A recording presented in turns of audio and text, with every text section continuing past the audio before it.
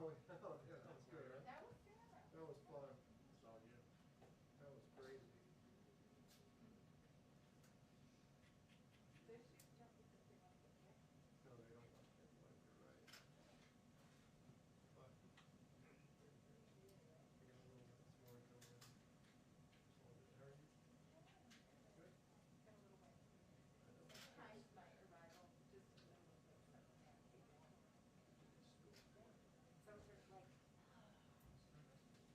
But we got a little bit this morning coming in. How are you?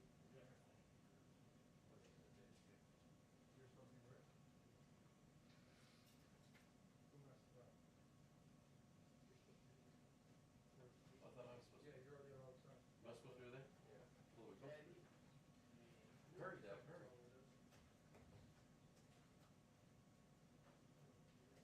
Whoa, whoa. That's the confluence. Hi, everyone. Okay. As you may know, or now you will know, today is Equal Pay Day, and we have two special guests from the Council of Economic Advisors, Chair Cecilia Rouse and Member Heather Boucher. Chair Cecilia Rouse recently served as the Dean of the Princeton School of Public and International Affairs.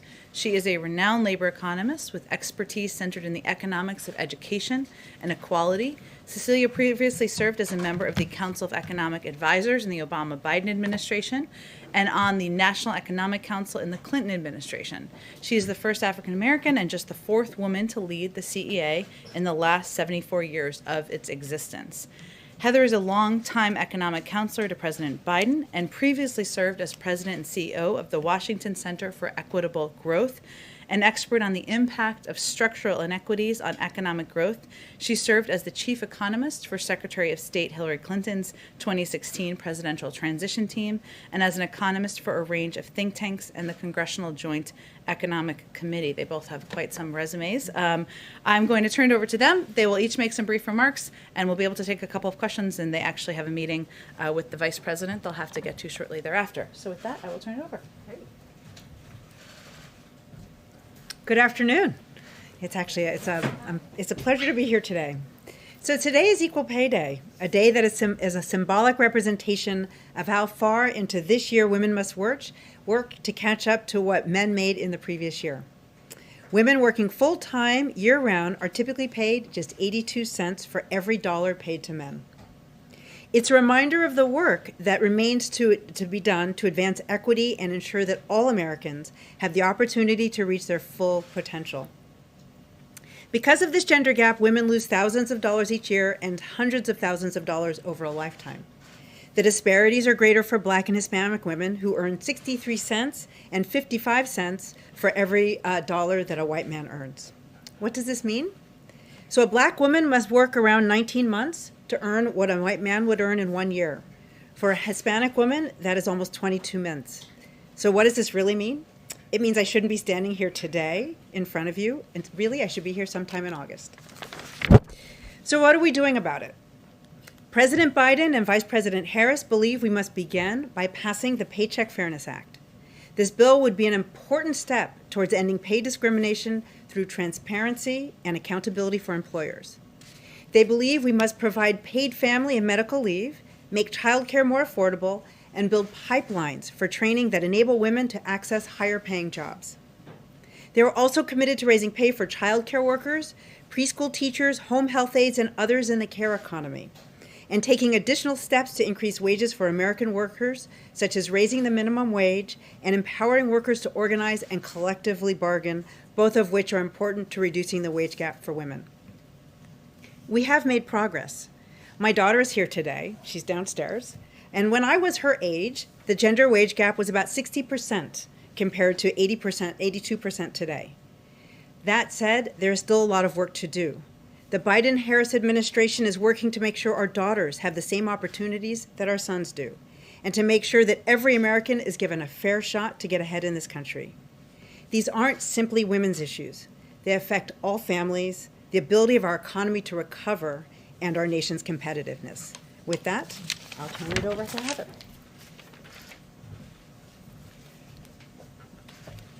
Thank you, Cecilia. So the pandemic and the economic crisis have undermined the health and well-being of women and children in the United States. There are now 4.2 million fewer women working than there were in February of 2020, in large part because of the pandemic.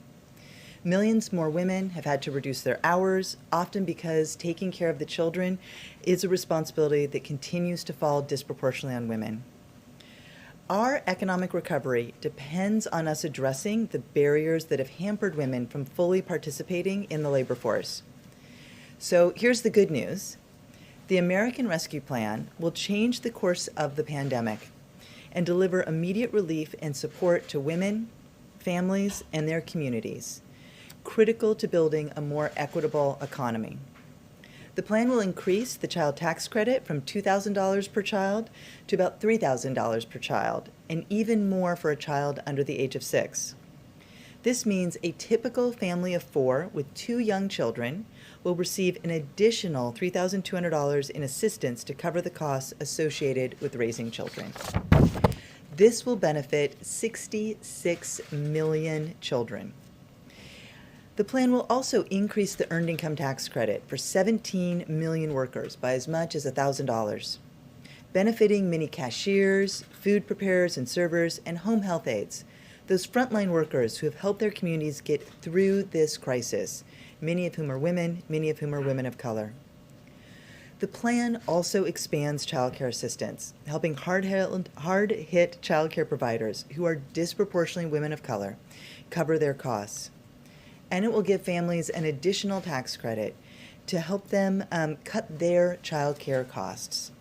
Families will get back as a refundable tax credit as much as half of their spending on child care for children under age 13, so they can receive a total of up to $4,000 for one child or up to $8,000 for 2 or more children.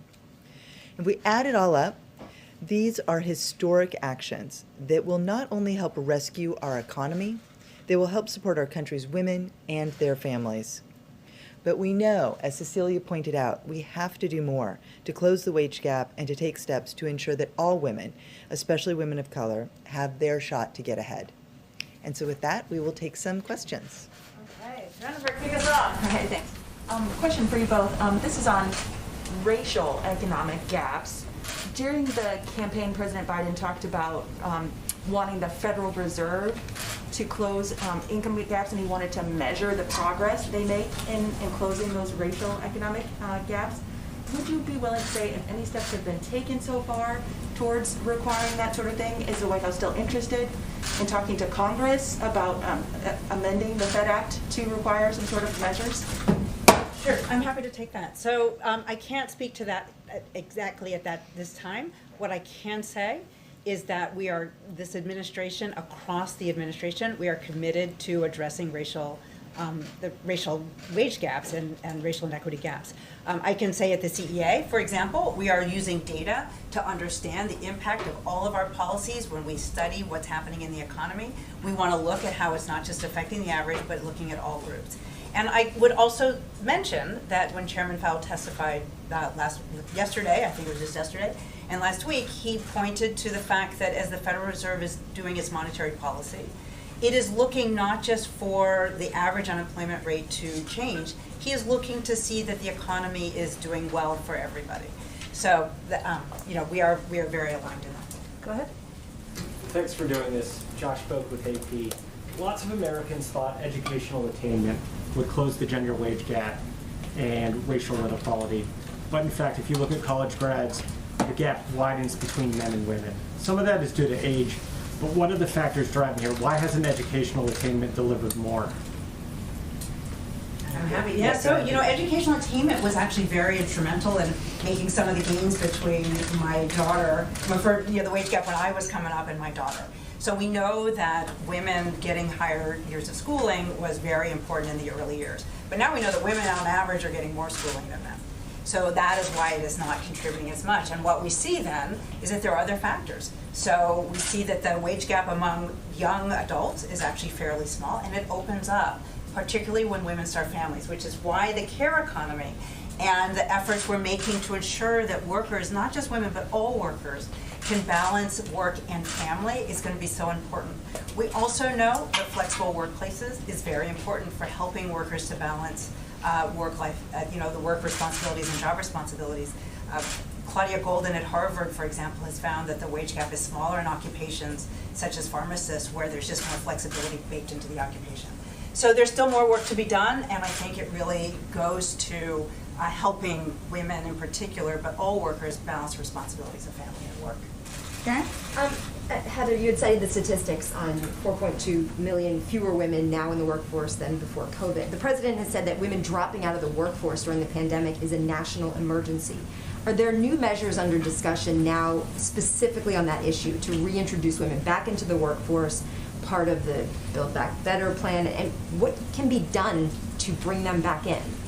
It's a great question. The most important thing that we need to do is wrap our hands around this pandemic, right? So the steps that were taken as a part of the American Rescue Plan to, deal with the health crisis, make sure that the vaccine gets out, all of those things, that is certainly going to be an important step forward so that schools can reopen safely. And then, of course, there are funds as a part of the American Rescue Plan, historic investment in child care centers to help them reopen safely. So part of what we see in this decline in women's employment is because of the fact that they're responsible for children, the fact that child care centers have closed, schools aren't open, families are trying to telecommute, or they're trying to go out to their job and cope with children not having adequate care or the right care. That is really, I think, going to play an important role in getting folks back in to the labor force. And I want to stress that's on both sides, right? In those caring economy parts of our economy, these are jobs that are disproportionately held by women. So in making sure that schools are open and childcare centers are open, we're helping those women as workers and also as parents and caregivers. So I think those are some of the first steps that we need to see.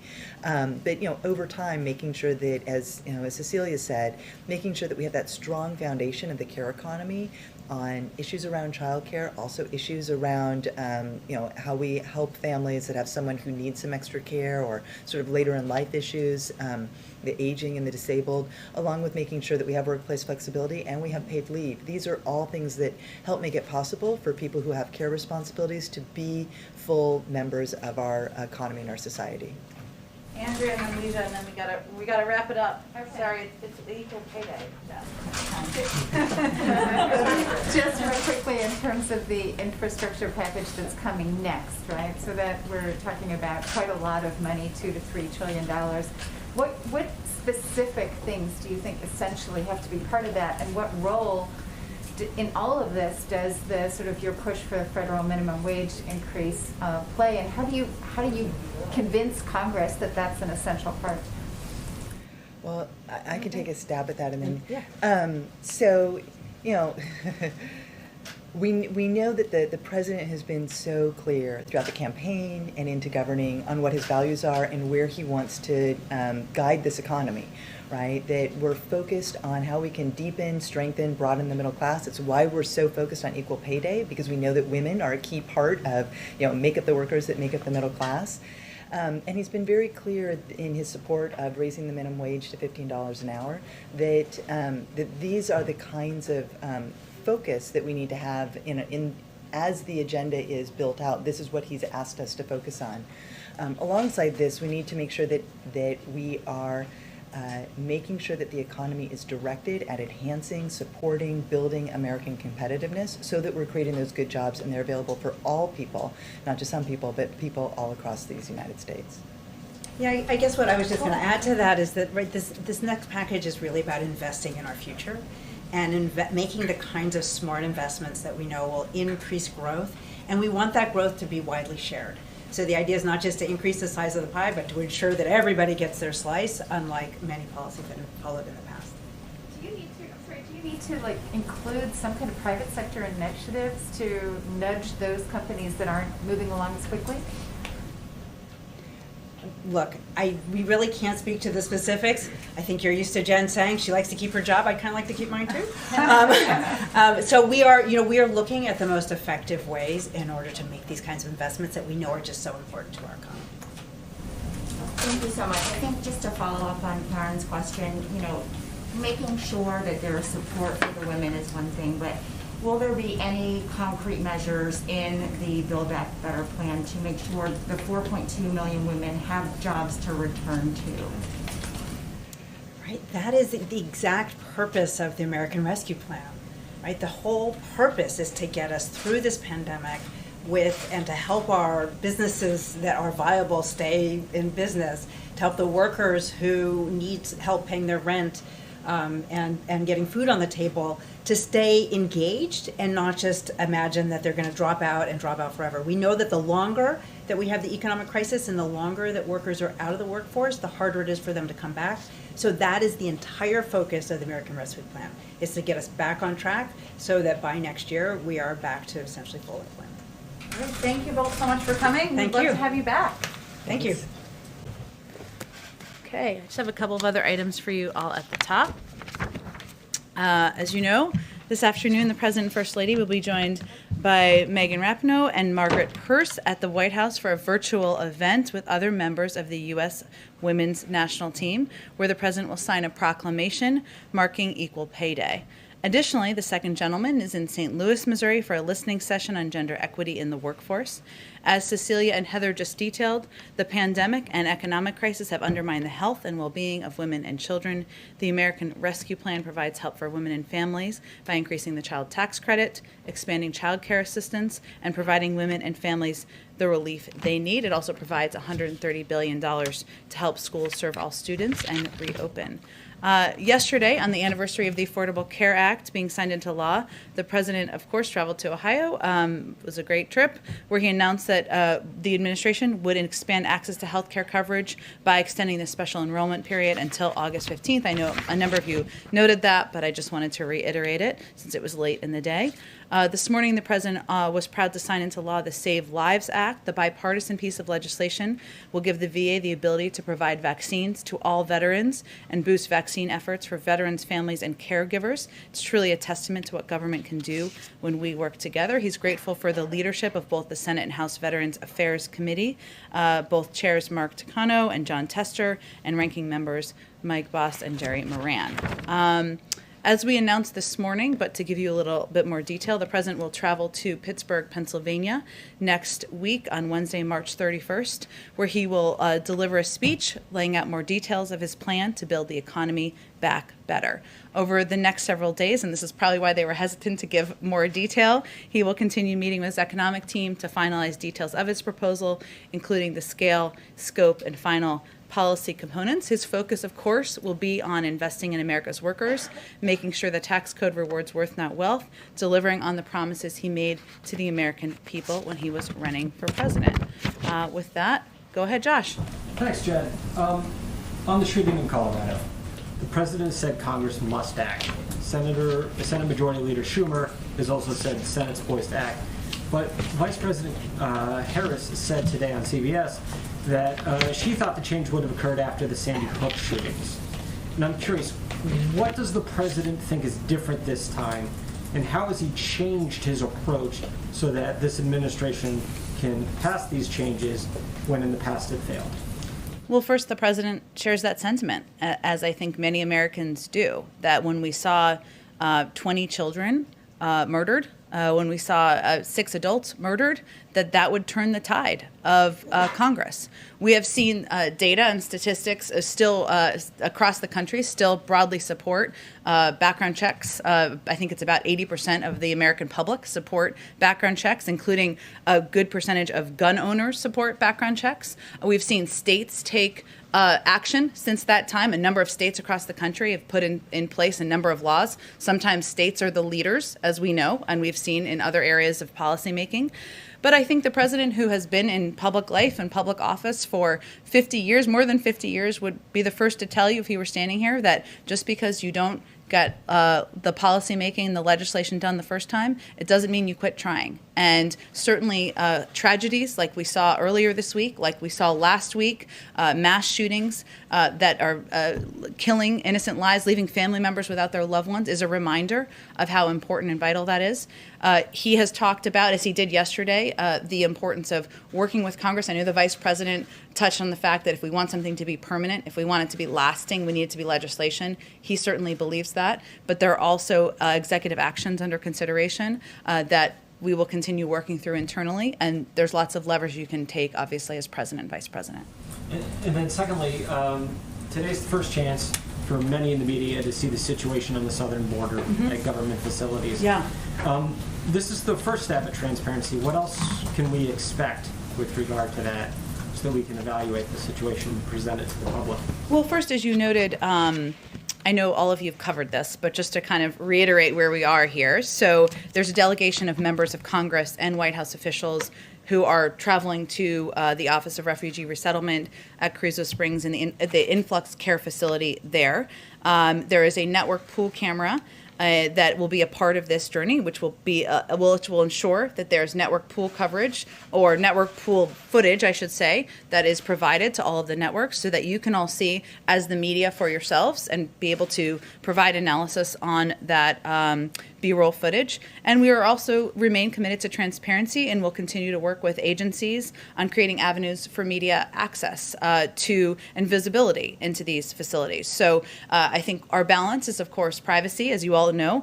It is also that we are in the middle of a pandemic and that these facilities, of course, can't become forums for media access all day long, every day. I think we all agree on that balance, but we will continue to look for ways to increase transparency and provide additional access and fulfill requests. Go ahead. Thank you, Jen. A couple questions on guns and Sure. then AAPI representation. At what point would President Biden consider taking executive action instead of waiting for Congress to wait? In other words, how many measures would have to fail before he stepped in? I think he sees it as vital to take steps on two tracks because congressional legislation, as the vice president conveyed this morning, obviously has a more permanent, lasting impact. Executive actions are, of course, an important lever that every president has at their disposal. There's current discussions and analysis internally of what steps can be taken. That has been ongoing for several weeks, even before these two recent tragedies.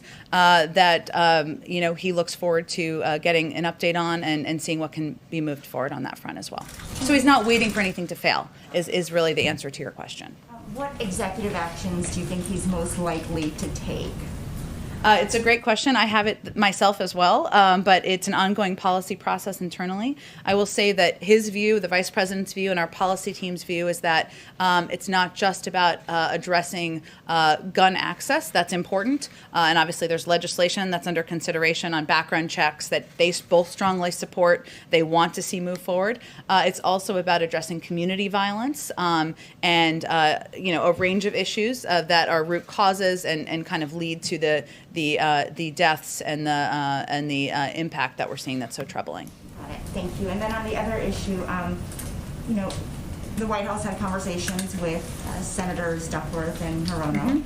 I think one concern that they have brought is the question of who is advising President Biden from the AAPI community as we see this surge of violence. I know Ambassador Rice and Cedric Richmond are leading the engagement efforts.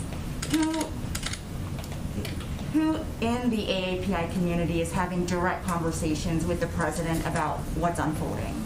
Well, you mentioned Cedric and Susan Rice, who have been doing listening sessions for some time, and obviously those will continue to pick up. Obviously, the vice president, who is the first in the meeting and the last in a meeting on every issue, including the impact of the violence and the threats and the that we've seen increase over the past several months against the AAPI community, as a member herself of the AAPI community, is certainly playing an important role on that. And as we noted in a statement we released last night, we are also adding a senior level Asian American Pacific Islander liaison who will ensure the community's voice is further represented and heard, not just around crises, not just around an increase in violence, but in general, and playing an important role with a seat at the table. And to be clear, this is a new position in addition to the one over in public engagement? This is the one that we announced last night. It's going to be a new senior level position. Yes, Addis, yep. Mm-hmm. Will this person also have a policy portfolio, or will it just be mainly outreach? I can get you more specifics. I mean, I think that when all the roles that are in our playing liaison roles, typically have a seat at the table on a range of issues. So whether it is healthcare or climate or community violence. So typically it's having a seat at the table on a range of topics, but I can see if there's more specifics. Obviously, we have not hired yet because we just announced this last night. Go ahead. To follow up on Nuja's question, on the president, we were talking yesterday about executive action on gun reform, but the president also was making it clear he wanted to see Congress act. Yes. He said that several times. Yes. Would he propose his own gun reform plan that he would present to Congress, as we've seen him do on the COVID relief plan and what we anticipate coming on the economic plan? Would this be something that could originate here and not wait for Congress to move? You know, Karen, I think it's a great question. There's obviously a lot of pieces of legislation that have been proposed. There's these 2 background check bills that have moved their way through the House. There's also legislation that's been proposed by Senator Feinstein, Congressman Cicilline, that addresses some banning an assault weapons ban, which is something the president worked to pass in the 90s when he was in the Senate.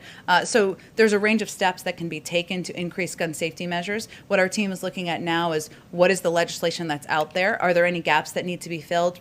Policies or proposals that have been introduced in the past that could be reintroduced.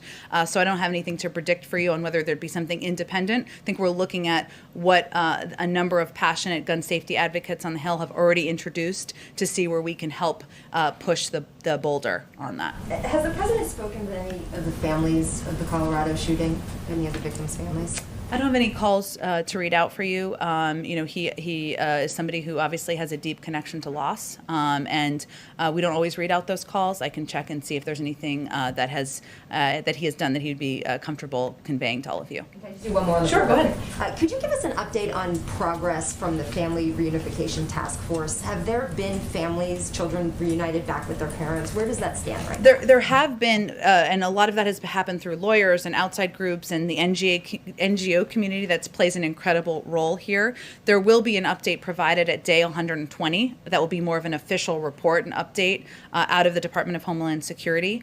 So in advance of that, I'm not sure we'll have incremental updates, but there have been some progress made thanks in large part to the work of legal experts and NGOs on the outside. The task force is working with those NGOs? They're in touch with them as well, but we'll have our first formal update at day 120, and then I believe every 60 days thereafter. Go ahead, Jeff. Jen, why did the president wait until there was another shooting, until he addressed gun violence in America?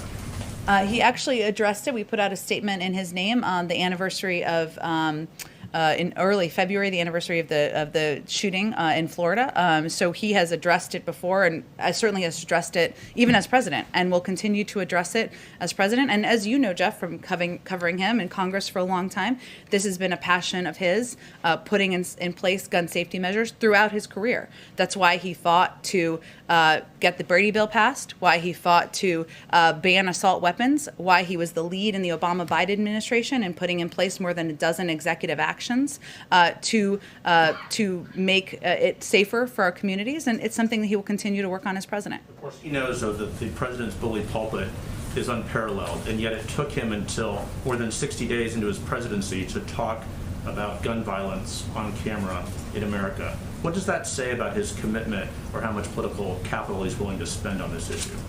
Well, I first would say that anybody who has been following the tragedies and the shootings that have happened in our country over the past several years, if not decades, knows that this is an issue the president is deeply committed to, and his career is evidence of that. And I don't think anyone who's an advocate is looking at how many words he's spoken. They're looking at what his background has been, where he has fought the fights, and he has fought the fights on the Brady bill, on the assault weapons ban, on getting legislation passed. It wasn't successful, as was alluded to earlier in a question. We know that. But this is something he's going to put his shoulder into. He's going to work with members of both parties. He's going to certainly advocate for. And I think for those who have survived gun violence, for those who've lost family members, they're really looking for action, and they're really looking at the record that he has over the course of the decades of his career. If I could follow up on the question on the border. The access being granted today for the pool is of a facility that is aspirational of where you want to move these children. Mm-hmm. What about access to the facilities where there is overcrowding and there is an actual problem? Why was this one chosen over those? We're also open to providing access there, and this is just the first step in a process of providing greater access to the media. And When would that decision be made? You said earlier in this week that you would be working on access. Is this the only access, or will that be coming? No, I would consider it's ongoing, and we wanted to provide pool coverage, as you all know, who are in the television field of television, that allows for a video camera to provide access to all the networks. We felt that would be a good first step, and we're looking forward to continuing to engage about how to provide increased access. Would you agree, though, that you've chosen the facility that is the aspirational facility as opposed to the problem at this moment? Well, I would say we all agree that the Border Patrol facilities are not places where children should be. They are children should be moving more quickly through those facilities. That is what our policy central focus is right now, as you know, Jeff. And it's also becoming a public health concern because of the number of kids who are moving through those facilities and the fact. Why not show those to the American people? We will, and we are working with the Border Patrol and with DHS to determine how we can do that. Go ahead, Jennifer. On Iraq and withdrawing U.S. troops from Iraq, could you please give us an update on Iraq's request for the start of talks on that withdrawal, please? That's something we are looking forward to convening next month, and I'm not sure if I have an update other than to convey that we look forward to our strategic dialogue with the government of Iraq over the month of April. The meetings will further clarify that coalition forces are in Iraq at the invitation of the Iraqi government and solely for the purpose of training and advising Iraqi forces to ensure that ISIS cannot reconstitute. And we are committed first and foremost to Iraq's sovereignty. We look forward to these important discussions with Iraqi leaders on the future of our partnership that will convene next month. Go ahead. Got a couple of quick ones for you. So on Nord Stream 2, that is an issue that keeps coming up in the relationship with Germany. Mm-hmm. How soon do you think those sanctions will be implemented? And has the president had a chance to discuss this issue at his level with the Chancellor of Germany? I don't have any calls, although we do read out the calls that he does. So you would certainly know if he had a call with the Chancellor of Germany, I can assure you. So not a new one that I'm aware of that you are not aware of. We continue to believe it's a bad deal. I don't think we have an update on our policy position beyond that. Okay, and then 14 states have now sued the administration over the oil and gas, over the pause in oil and gas leasing. What do you say to that, and how do you move beyond that? I mean, how do you, I realize there's a legal process, but how do you get your point across in this legal environment? Well, I would say first, oil and gas jobs aren't going anywhere. The outgoing administration flooded the oil markets with cheap federal leases. This will not affect oil and gas production or jobs for years to come. And what President Biden has pledged to do is invest to create jobs and ensure America leads the clean energy revolution, which is where the industry is largely going anyway, where there is the greatest opportunity for job creation. He wants to create good-paying union jobs, and that's something he believes and he's committed to doing. I think there's a lot of there is some misinformation out there about what this means, which is why it's not. I'm not saying from the media. I'm just saying in general. Again, there are oil and gas jobs that are out there. The existing leases will continue. He's really talking about future leases. And then just one more on the gun issue. I know this is kind of a crazy question, but it's always a good lead-in when it's a crazy question. It's quite a lead-in. Given the history of people trying to enact gun control legislation in this country, is there some consideration to taking a look at the Second Amendment and just addressing it from a sort of the underlying constitutional right to bear arms? Is that something that the president feels needs to be called into question so many years after the revolution? No one is talking about overturning or changing the Second Amendment. What our focus is on is putting in place common sense measures that will make our community safer, make families safer, make kids safer. The majority of the American public supports background checks. The majority of the American public does not believe that anyone needs to have an assault weapon. So that's really what our focus is on at this point in time. Joe Manchin is not in support of this. Once again, you have a Democrat, a member of the president's own party, who is already signaling that he will not support that. You have a very slim majority. Can you convince Republicans to support this legislation so that you can work around a Democrat that's not supporting it? As the president said yesterday, we don't know yet. He hasn't done the vote count, but it is certainly an issue he will talk to members about and convey why he feels it's so important, that it's shouldn't be a political issue, that keeping our community safe, families safe, looking at the track record as what has worked in states, which is very informative, and actually to Josh's earlier question, something that we know more about now than we may have 10 years ago. So he will be conveying that to members he's communicating with. Go ahead. Two questions. Following up on Leach's questions about representation, the Biden administration is the first in 20 years to not have an Asian American lead one of the 15 executive departments in the cabinet. So how does the White House square that back with the president's pledges to make this the most representative, most diverse in history? Well, I will just say the president remains committed to making sure this is the most diverse administration in history. That has always been, remains our goal. We've made a lot of progress. We have the most diverse cabinet in history, but we will continue to make progress. We have AAPI staff at senior levels and at all levels of the administration, and we will continue to work to find ways to elevate AAPI voices at the highest level of government.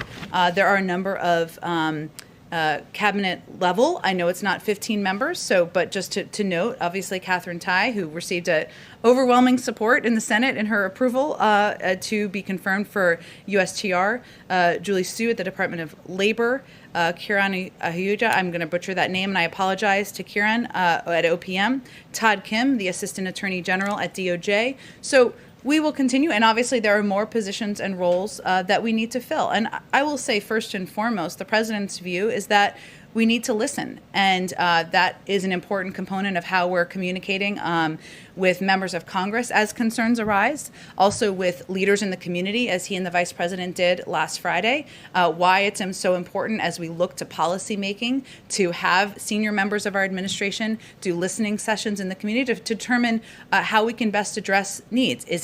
There's personnel, of course, and we will continue to work toward that. There's policies, and that's part of our objective and our focus at this point in time. And also a quick one on guns. The president also talked several times about a federal assault weapons ban, and I'm wondering how he plans to build a coalition around that, even when that policy is something that is opposed by many moderate Democrats in Congress. Well, though it is supported by the majority of the American people, and that is an important fact. He will, it's something that he has long had a view and a belief that no one needs an assault weapon, that it is not something that should be a part of what people have access to in this country. And he will continue to, so it's like, you're asking kind of who will he talk to, or who will he plan to build a coalition in Congress to build up support? Well, part of it is certainly communicating with the advocates. It's communicating with outside groups, with gun owners, many of whom will tell you that they don't believe they would support an assault weapons ban. Communicating with leaders in states where laws have been put in place that have been impactful. And obviously having conversations with members he's known for some time, having them at the staff level, and determining if we can find a path forward. Go ahead. Thank you, Jen. I'd like to ask you two questions. The first about marijuana, and the second about a bit of a historical mystery I'm hoping you could help us solve. Okay. There's a lot of setups for these questions today. I like it. Go ahead. Sure. So Vice President Kamala Harris says that she is a past marijuana smoker. She said, quote, "It gives people joy, and we need more joy in this world." She is with a clear majority of the U.S. population in supporting marijuana legalization. According to polls, 2/3 of people do, including about half of Republicans. Yet last week, the Daily Beast reported that there were dozens of White House staffers who were either disciplined or terminated from their jobs for past marijuana use. You seem to confirm 5 terminations on Twitter. And my question is, why would President Biden allow this to happen, especially considering the White House staff were led to believe that pot use would not be disqualifying, and especially considering the Vice President is herself a former marijuana user? Well, let me first say that what we tried to do as an administration was work with the Security Service, who actually makes these determinations about suitability for serving in government. In the past, and I served in the Obama-Biden administration, the rules were actually far more stringent. So that isn't about anyone's personal point of view. It's about working through the process, the history, and modernizing it and taking steps to address the fact that marijuana is legal in a number of states across the country. It is still illegal federally, right? We know that. There were, as I noted, I think in our comment last week, 5 individuals who are no longer employed at the White House. A number of them, there were other security issues that were raised. And that's an unfortunate conclusion, of course. But what we tried to do is enable additional members of the team who would not have been able to continue serving in past administrations to continue serving by updating our policy in coordination with the security service. Follow up on that. Surely President Biden could, implement changes here unilaterally and just say that these people can come to work for him. Well, I think if marijuana was federally legal, that might be a different circumstance. But I don't think I have any more for this on you. On this for you. Go ahead. Do you have any more data on the number of people impacted other than the 5 people who were terminated? I don't have any more data for you other than to convey that there were a number of people who would not have been able to serve in past administrations, and because of our efforts to modernize and work with the security service, they're able to serve. Did you have another question? Yes, I did. Okay. So this is as I set it up, a bit of a mystery, and I'm sure that you've inquired about this yourself. And, oh, okay. Where's the cat? No, it's not that. Okay. So there was a report last year from the Senate Finance and Homeland Security Committees. It claimed that the wife of Moscow's former mayor paid a company associated with the president's son $3.5 million. There was no explanation for this alleged payments, and I'm wondering if you could tell us if that claim is accurate, and if so, what the $3.5 million was paid for. Not familiar with that claim. Doesn't sound like it's backed up by a lot of evidence. If you have evidence or specifics, happy to discuss it further. Committee's report. So you haven't asked about this, or? I'm not familiar with the report at all. Go ahead. Thank you, Jen. With the May 1st deadline looming, when do you expect to hear from the President about the timing on withdrawal from Afghanistan? It's a good question. As you may know, Secretary Blinken is currently in Brussels and talking with our NATO European partners. He did a press avail, I believe it was yesterday, but let me reiterate a couple of the points he made, and then I'll get to your question. That our focus right now is for him to share some of our thinking with our vital NATO partners, consult with them, hear from them on where they see things going, where they want things to go. That, as the president had said last week, it's tough meeting that May 1st timeline, and the Secretary of State reiterated that in his remarks as well. Whatever we do will be informed by our allies and partners, but the president is currently discussing, of course, with policy team members on what is possible, and hopefully he'll have an update soon, but I don't have a timeline on that for you. An announcement this week? I can't give you a timeline. It's really up to his own decision making and when he's prepared to talk about that publicly. Go ahead. Thank you, Jen. I have a couple of foreign policy questions. I understand the administration has already supported COVAX, is working with the Quad to ramp up production, working out details with Mexico and Canada. But where is the president's position on the request by more than 55 countries, as well as some Democratic lawmakers, on making vaccine patent through the WHO, or giving a waiver to that? Well, the top priority of the president's and of the United States is saving lives and ending the pandemic in the United States and, of course, around the world.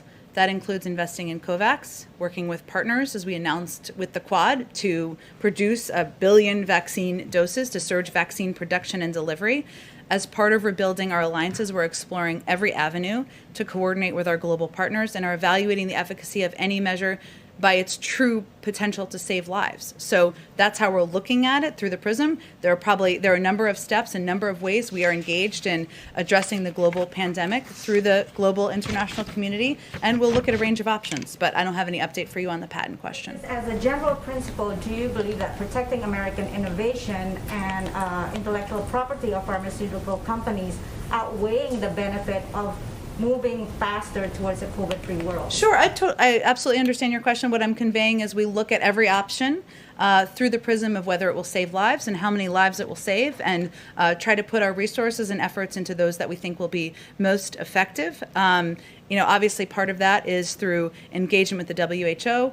I mentioned our Quad partnership, our meaningful contribution to COVAX, and of course, when we can, we will share vaccines as we have already, as we're already doing with Canada and Mexico, but we're looking at a range of options. Right now, our focus is on continuing to address the pandemic that is ongoing in the United States, given 1,000 people are still dying every single day.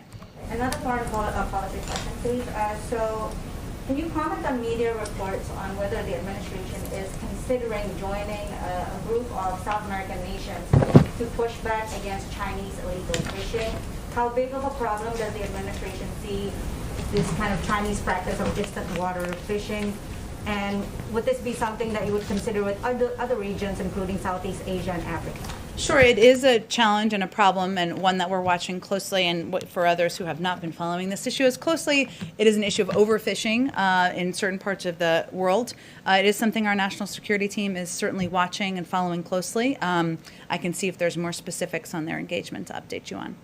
One domestic question. Go ahead. Domestic question on vaccination for federal government employees. I mean, so far it's been pretty much where they live, right? I mean, if you're in D.C., you follow D.C. rules, Maryland, and so forth.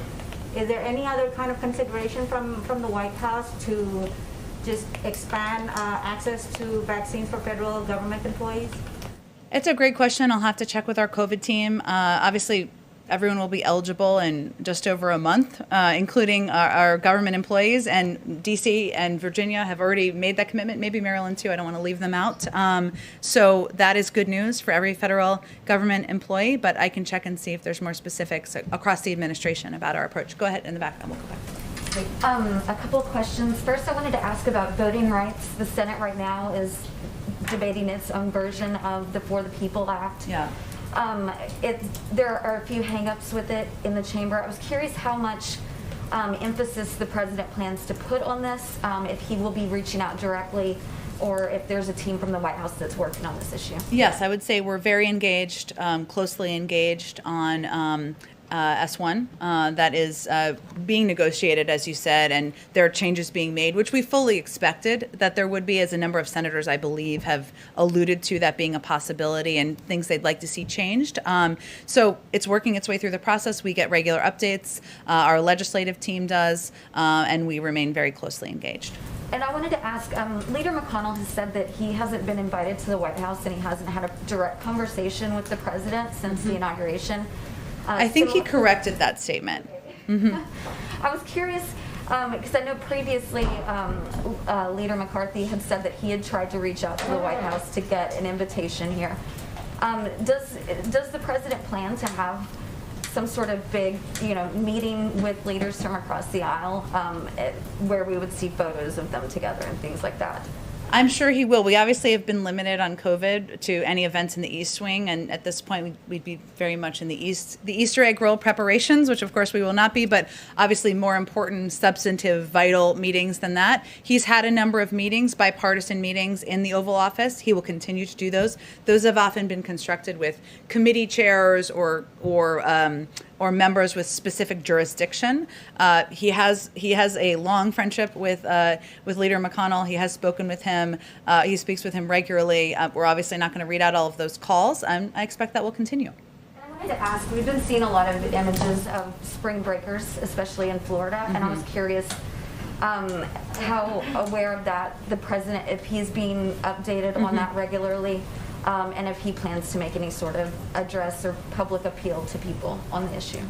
Well, we do watch that closely. The president is briefed regularly by his COVID team, and of course he has seen the news coverage, thanks to all of you, of spring breakers who have been gathering in far too many numbers. There, of course, were steps taken locally in response to this. We also watch that closely. I'm not sure. I don't have anything to preview for you in terms of him addressing spring breakers publicly. I will say that his message broadly speaking, is that we are still at war with the virus. This is still a threat to the lives of the American people. We need to be vigilant. We need to wear masks. We need to hand wash. And that is a message, of course, directly to anybody who is not abiding by the recommendations of public health officials. Just one more. Do you have any update on the president's plans? Will he be traveling to Boulder? I don't have any updates on that. As you all know, this tragedy only happened just about 36 hours ago, and obviously that would be done in consultation with local officials who I know are still digesting the events and in their community, working on healing in their community. I can note, since you reminded me, he did speak with the mayor this morning as well, and he had spoken with the governor yesterday, and will remain in close touch. But let me just go to the back, and then we'll come back. Go ahead in the back, Lal. Thank you, Jen. Last week, Secretary Blinken and NSA Jake Sullivan had a meeting in Anchorage with the Chinese counterparts. Have they given a briefing to the president on the China policy? Has it changed any China policy of the Biden administration? Although I know that the president has spoken with Secretary Blinken and National Security Advisor Jake Sullivan since their return. I don't have any. Obviously, they talk about a range of national security issues, ongoing policy processes that are ongoing. We're currently taking stock of where we are, which includes close consultation with allies and partners. As I noted, Secretary of State is in Brussels currently on the way forward, and we'll continue to work with China going forward when it's in the interest of the American people. So we're in consulting internally, consulting with our partners and allies, and that's really the stage we're in at this time. I have a question related to legal immigration. When Vice President was a senator, she supported the cause of EAD, Employment Authorization Cards for H4 and L2 visa holders. Now these guys are saying, most of them are women basically, they're saying there's very long delay in issuing EAD cards for H4 and L2 visa holders. Some of them have also went to the court. What is your, why these delayed that? I think part of the reason we want to push for action on immigration on the Hill is to move forward with expediting the processing and doing that on several levels, including a number of the visas that you just introduced or just conveyed. So that's part of the reason why we think that's such an important piece to move forward on. A final one. Number of Indian American doctors whose job is to treat patients during this COVID era, they are on the Hill protesting against and demanding elimination of country quota for green cards. I know the White House has sent a legislation to the Hill and that talks about that, but they're still protesting against and faster implementation of that passage of the bill. What is President's message to those doctors?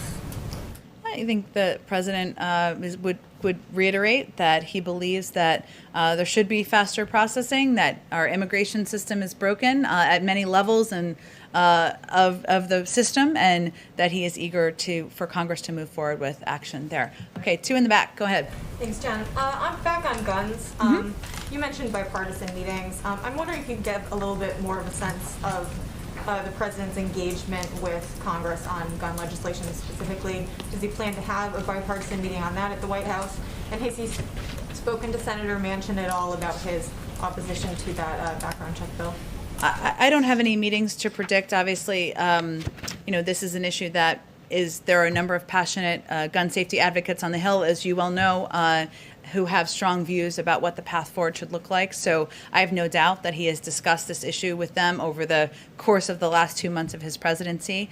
As it relates to the tragedy of Tuesday night, he was, of course, in Ohio all day yesterday with a very full schedule. So he didn't have any calls yesterday, but it's something that he will continue to look for ways to engage, to discuss, to advocate for action moving forward. And is there an update on his joint session to Congress?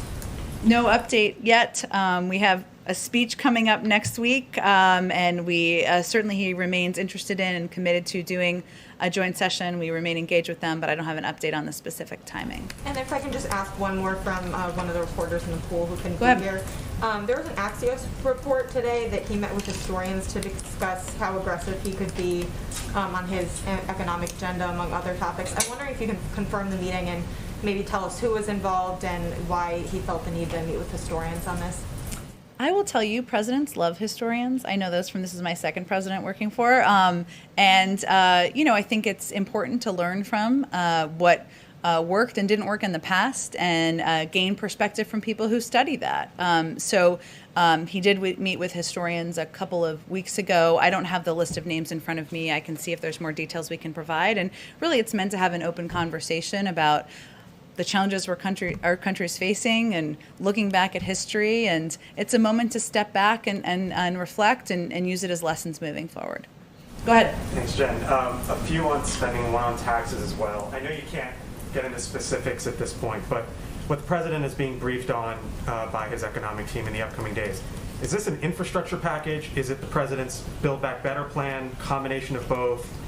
Give us an overview of what it is. Well, our Build Back Better agenda, his Build Back Better agenda, includes a number of components that he talked about on the campaign trail. Infrastructure is part of it, making the tax code fair and one that rewards work and not wealth is part of it. Doing better by our caregivers is part of that. Increasing access to health care is part of it. Investing in our clean energy economy is part of it. There are several components he talked about on the campaign trail. And right now what he's talking with his economic team and advisors about is what the scale, the scope, and the components will look like in what he's going to move forward and propose next week. The $3 trillion number has been put out there. I know the White House hasn't confirmed that, but is it possible that it goes above $3 trillion? Like, is $3 trillion viewed as the cap, or it's certainly possible it could go even higher? Well, again, I think what we're looking at is all of those components, as I just laid out, all of which will not be in a speech next week, right? This is big components of his agenda that he talked about on the campaign trail. So, and right now he's having a conversation about the scale and the scope of what proposals look like. There's lots of ways to frame it, to shape it, to size it. So I don't have any more to predict for you. Last one on this before taxes. Speaking of size and scope, it's possible if it gets broken up that infrastructure could be one. So what does the president, what does the White House view as infrastructure? What falls under that umbrella? Under infrastructure? There's a lot of ways to look at infrastructure. I can't preview for you. I know you're not exactly asking this, what will be in the package that he's still discussing. But obviously roads, rails, and bridges are part of what everybody historically thinks about. But there's also components like our cyber infrastructure. There's lots of ways to look at infrastructure. But what is in a package that he proposes in the coming months, I don't have anything more to detail for you. And then on taxes, the White House says now that families who make up to $400,000 won't pay a penny more under the president's potential plan to the federal government in taxes. So, which is 98% of families. So what about individuals? If you're an individual and you make up to blank, you won't pay more to Uncle Sam. What is that number? $400,000. So the individual number is going to be the same as the joint filer number? Well, no individual making less than $400,000 will pay more in taxes. If you're an individual and you make $300,000, let's just say. That's less than 400, right? You're a married couple that makes 300 and 150. That's more than 450. The 300 isn't going to. Traditionally, taxes, the joint filers pay about, it's double. But you're saying now it'll be the same rate. I think we'll have more to say when we actually roll out a tax proposal, which we have not done yet. So this is a commitment he made on the campaign trail, which he's committed to abiding by. But once we propose a tax proposal, we'll have more to discuss on it. So just to be clear, individual filers, if you make up to $400,000, you're an individual, you will not pay a penny more, just like families won't pay a penny more. That's right. Jen, a quick one, as the Boulder from a TV colleague who can't be here today. Yeah. Can you give us an update on Major and Champ and whether they're at the White House? I was waiting for this to come up. Of course. Champ and Major are here at the White House. They joined the first family at Camp David last weekend and returned with them on Sunday. The dogs will come and go, and it will not be uncommon for them to head back to Delaware on occasion, as the President and First Lady often do as well. Is it about the dogs? Okay. On Colin Call, he's one of the president's nominees for the top Pentagon post. He barely just made it out of committee right now. Can you say, is the White House still behind his nomination? It's been controversial from the beginning. Any thoughts on that? Absolutely.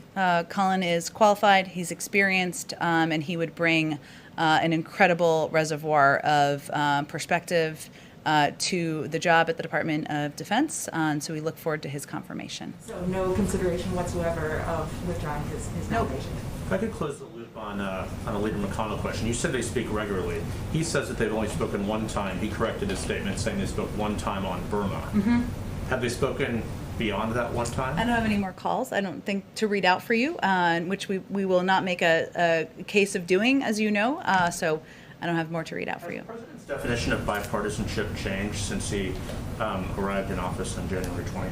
No, his definition of bipartisanship has always been working on behalf of the American people and governing for all people, whether it's Democrats, Republicans, independents, and moving forward on proposals and policies that will make their lives better. With or without Republican votes? Well, he doesn't believe that bipartisanship is defined by the zip code here. He believes it's on how we can deliver relief to the American people. Thanks. Okay, thanks everyone. Do you have any timing when you might announce a replacement for Neera Tanden? I do not, but Shalonda Young is confirmed she will be the acting, and so, but I don't have a personnel preview for you on that particular role. Jen, can I have one more question on China vaccine diplomacy? Is the administration doing anything specific to push back against requirements by China for countries to cut back or reduce ties to Taiwan? Is the administration... I will check with our national security team if there's anything for that on that for you. Thank you. Thank you.